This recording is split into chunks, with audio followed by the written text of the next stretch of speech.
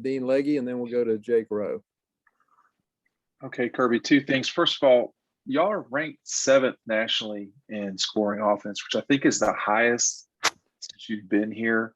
What's your overall view at this point of your offense this season? We've had so much discussion about the quarterbacks, the injuries, and all this, that, and the other, but y'all are ranked 7th in the country. What's your overall assessment of that? And then secondly, at Thanksgiving, are you a big turkey guy? You think it's too dry? Where are you on the turkey scale?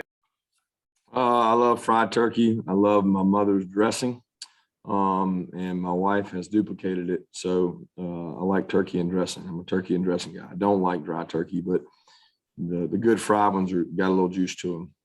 As far as offensively, I've really been proud of what those guys have done in terms of the injuries we've had. We just had countless number of guys in and out, and revolving door at receiver. Kind of tight end's probably been the most consistent position, but even Darnell is, he was a lot faster before the injury, and he's had to really work himself back into shape. So overall, I'm pleased with those guys have been able to do. We've been explosive. We've avoided some third downs because of our efficiency and our explosiveness, and I think that's a big part of it. But there's a lot of things we can work on too. There's some games we haven't been as consistent running it. We've turned the ball over more than we should, and those are all things that we can't afford to do in the future. Kirby, Broderick Jones, 3 starts at left tackle. We got to see a little bit of Jamari yesterday, and he looked okay. But where is he in terms of that left tackle spot, and how pleased have you been with the way he kind of handled those 3 starts? I'm very pleased. I think Broderick's an extremely hard worker. I've said repeatedly, he buys into the team concept as good as any player I've been around. He's so happy when we do well, regardless of his role. He's embraced his role. He's become more coachable. When you used to tell him something, he got offended by it. Now he embraces it and says, I'll work on that. I'll continue to grow and get better. We want him to be more physical in the run game. We want him to, work on being stronger at the point of attack and getting movement. But I want him to be more consistent in his assignments. But that comes with experience, and he's getting that game by game. All right, let's go to Anthony Dasher and then to Mark Weiser.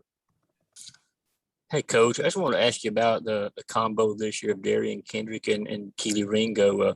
Didn't have a lot of depth, obviously, that position when the season started out, and they've been able to kind of, stay healthy and kind of do the job. Just kind of what's your take on him has been for this season? Both have good size. Both have good bulk. That's helped us in terms of holding the point, tackling. So much of football now is played on the perimeter, and that's where I think we've been able to hold up nicely in terms of point of attack blocks and putting hands on people because they're both 200-pound kids.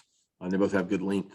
They've both given up some plays, and they've both been protected by a pretty good front at times in terms of, maybe when they got beat, the quarterback got rushed, and that's helped them some. But they've done everything we've asked, and they take all their walkthrough reps very seriously.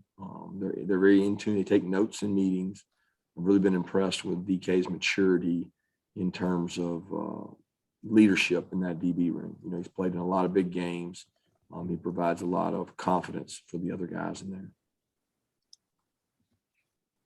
So you guys have a lot of experienced defensive minds in your coaching room between yourself and Coach Muschamp. I wanted to ask you about Dan Lanning, though, in terms of as the coordinator, how he's grown into that role. And do you give him any advice as his name's been bandied about, to find the right job if he's, looking for a head coaching job in the future? I missed the very beginning of that. I didn't know if it was a question or a comment. I was asking, with your experience and Coach Muschamp's experience, Dan obviously has, guys that have been around the block in terms of running defenses. But I want to ask you how he's grown in his role as coordinator. Yeah, he's done a tremendous job. I think he's very detailed, very organized. He's a very good motivator. He has a lot of energy. He invests in the players. He thinks outside the box and teaches in a way that keeps it interesting. And I think that's really important in today's day and age of, all the guys on social media and things. They enjoy his intensity, and he's done a tremendous job. He's done a great job since he had the job. I mean, he's not really grown into the role. He's embraced the role, and he's had a lot of help. Glenn's helped him a lot, and we've had other experienced guys in the secondary come and go. And Trey's it had a lot of consistency and continuity, which I think helps him be successful. He's had good players.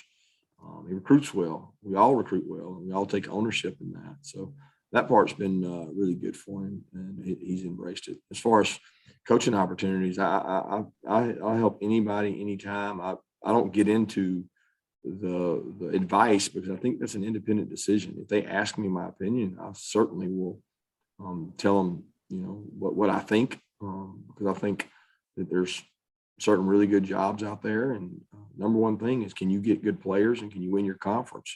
And those opportunities will present themselves if you just be where your feet are. And I tell him to worry about that, and the rest will take care of itself. Thank you. All right, next question from Seth Emerson, and then to Mike Griffith. Kirby, I guess piggybacking on the secondary questions, how much do you think the adjustment y'all have made this year in doing a little more zone, or maybe it's even more zone, how much is that to credit for what y'all have been able to do in the pass defense this year? I don't really know. I feel like it's much to do with our pass defense being maybe improved is the front guys that are playing in a second year. We probably weren't as good all the way around last year. I mean, Devontae was not the player last year that he is this year. He shedded 15, 20 pounds. Jalen Carter was not the player last year that he is this year. He's a true freshman. We had some guys on the edge that could rush, but we have guys on the edge now that can rush.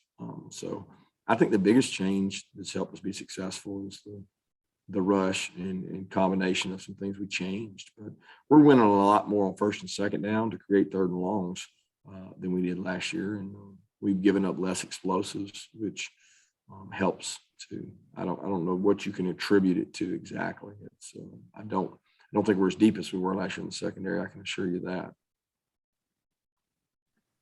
Kirby, your offense this year, we've seen different personalities, different times. You mentioned the personnel changing. You've mentioned matching up with the opponents. Going into this last game for the offense, what are some things that you want to see in this final warm up before the postseason? Just want to see improvement.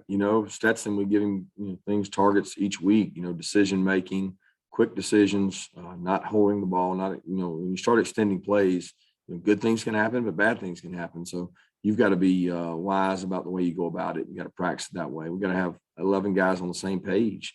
So many of our plays that fail, when you go back and look at them, what caused that play to be unsuccessful? One got into his job. The one where everybody does what they're supposed to do, even if they get beat, they do what they're supposed to do. We tend to have a positive gain or no gain. It's the lost yardages, the sacks, and those turnovers that come back to haunt us the most. So we're trying to remove that and continue being explosive and being dangerous. We want to be on attack. All right, take the next question from Chip Towers, and then to Tyler Griffith. Yeah, Coach, the college football playoff ranking show on again tonight. Yeah, obviously, there's no mystery about y'all's situation, and I know it's something you can't control, but as a college football participant, a fan, I guess, to some degree, do you keep up with who's where and kind of the scenarios, and so you can follow it when your game's over and that kind of stuff? Are you following who's in, who's out, that kind of thing? No. At all? No. No time. I mean, I'm trying to go do third down right now and do red area and do everything else. I don't have any time for it. I'm not between recruiting, worrying about our players, and trying to get ready for a game. It's the least of my worries. Appreciate it. Hey, Coach. So you've been around a lot of great defenses in your time as a coach. I just want to ask, with the way that college football offenses are changing, is there certain traits that you see when you're recruiting or looking for a player that may be different than traits from maybe 10 years ago? And if so, like what are those traits that you're looking for when you're looking for building a great defense? Traits haven't changed much. Size and speed will never change. I mean, football is a tough sport, and if you have small people, they struggle sometimes. I mean, every one of you can mention a small guy that's good, but you can't mention a lot of them. So size, speed is what it takes. I think more and more intelligence and desire to be great becomes critical, because no matter how talented you are, if you don't have the ability to listen and learn and have discipline, you won't be a good football player. There's so many eye discipline things. I think one of the most critical factors is, can you run? Do you have size? And is it important to you? Because you won't make it here if it's not important to you. Because I promise you, we'll demand so much excellence of you that you'll either leave or you'll just decide to go play somewhere else before you stay here, because it's way too important to the coaches and the leaders on the team to hold that standard. And the standard will eventually weed guys out. So I just want to get the right guys here so I don't have to go through that. All right, let's go to Palmer Thombs and then to Davis Baker. Yeah, Kirby, Channing said yesterday that he felt like this offseason was probably the hardest of his career, and that it was paying off this year. Do you see some truth in that? And if so, what was different about this offseason? Well, we didn't, I don't know.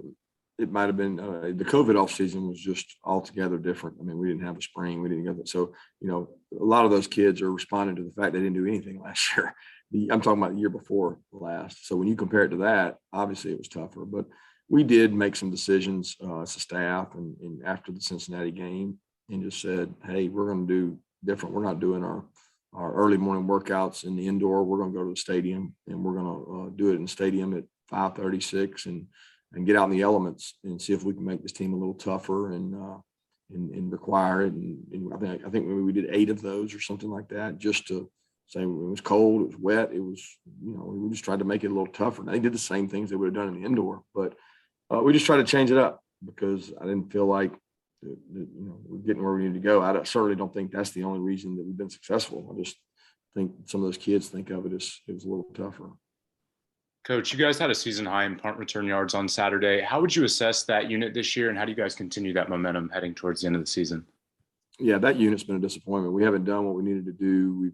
We haven't held up as well as we have in the past, and last week's not a great measure of that. So I'd love to tell you we're going in the right direction, but those guys were overmatched. All right, we got time for a couple of more. Let's go to Connor Riley, and then we'll finish up with David Pascal.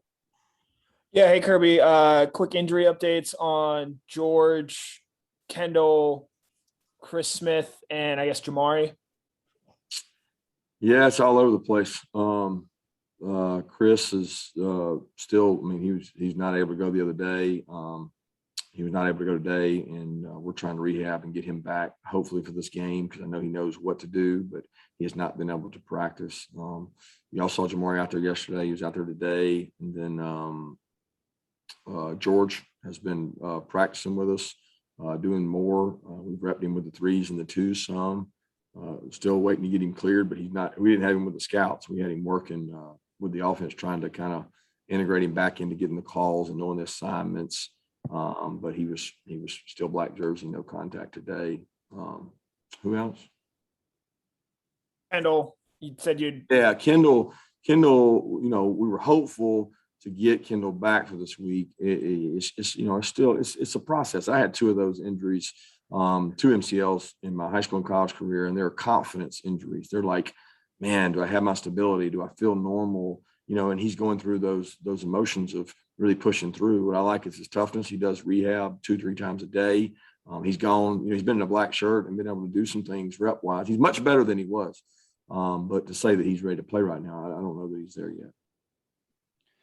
Kirby, when you're looking to win each week, but also build to where your team's playing its best at the end, are you thankful this week that you don't have to play a triple option? I mean, was that a distraction this time of year to do something so abruptly different? I know defenders hated prepping for the cut blocks, but is it kind of nice that you don't have to deal with that anymore? Yeah, I mean, I didn't enjoy dealing with that. That's what you're asking. I mean, I did not enjoy that anything whatsoever, but that's not a decision I make. you know, so I don't get emotional about it. I just do what you have to do. And it's very different. It's like just going away from your calls for a week. So glad we don't have to do that. Thank you, Coach Mark.